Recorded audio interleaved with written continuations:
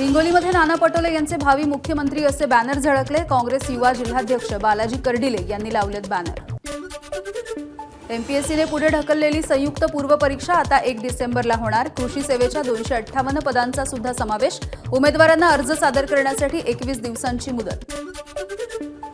सोलापूरमधल्या Hodgi road विमानतळाचं उद्या पंतप्रधान नरेंद्र मोदी यांच्या हस्ते उद्घाटन। पंतप्रधान ऑनलाईन पद्धतीने उद्घाटन करणार।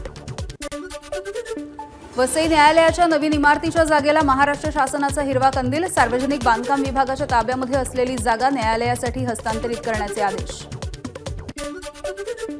अतिवृष्टी आणि सततच्या पावसामुळे 14 एकरमधल्या सोयाबीनला शेंगाच नाहीत, त्यामुळे अमरावतीमध्ये शेतकऱ्याने सोयाबीनवरती फिरवला ट्रॅक्टर।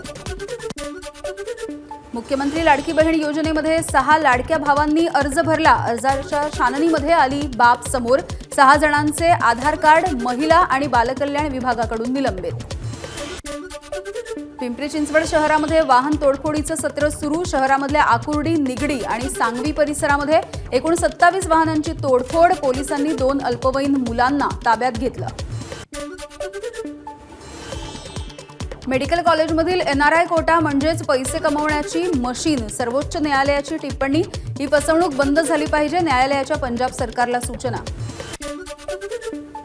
मेक्सिकोच्या दक्षिण पॅसिफिक किनारपट्टीवरती वादळामुळे मोठं नुकसान, 2 जणांचा मृत्यू।